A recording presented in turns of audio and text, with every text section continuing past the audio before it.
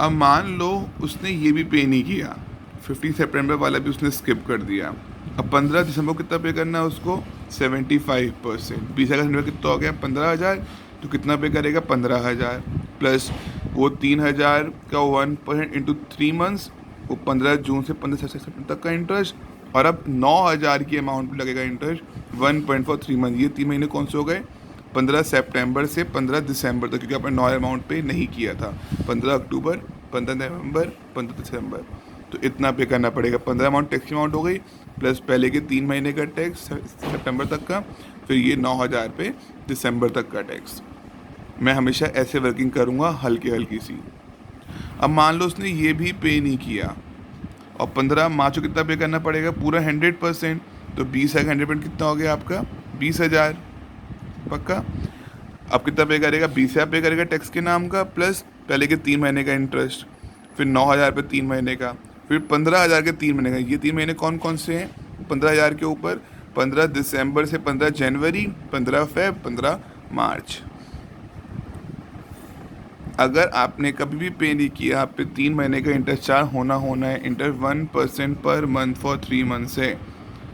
Okay? पक्का?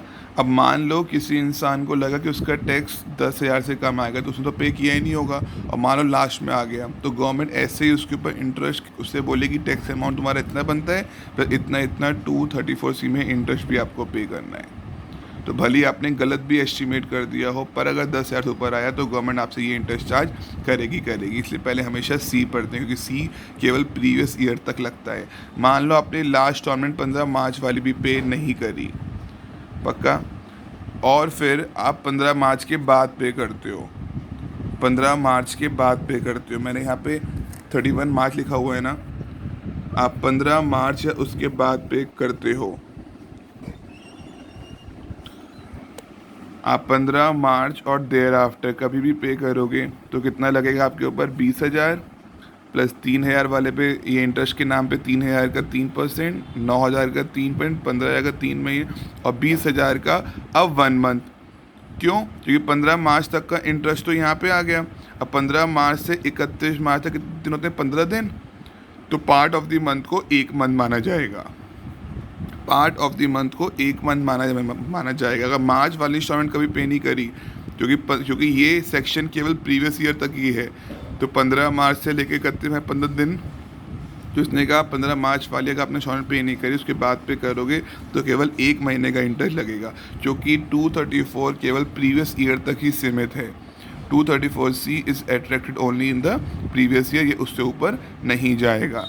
तो अगर आपने 15 मार्च या उसके बाद कभी भी पे किया, तो 20,000 टैक्स के नाम पे करना पड़ेगा, प्लस 3,000, 9,000, 15,000 प्लस 20,000 पे खाली 1 महीने का इंटरेस्ट, क्योंकि इसने कहा फिर हम पार्ट ऑफ द मंथ को 15 डेज को भी पूरा मंथ मानेंगे।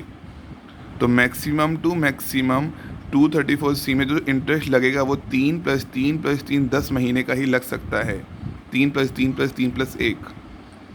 बात समझ में आती है? और बस यहाँ पे आके ये सेक्शन ख़त्म हो जाएगा। मान लो किसी इंसान को लगता है कि उसका टैक्स 10,000 से कम आएगा, लास्ट में आ गया, तो टैक्स की अमाउंट पे करनी पड़ेगी, प्लस साथ में ये इंटरेस्ट 234C के अकॉर्डिंग पे करने पड़ेंगे।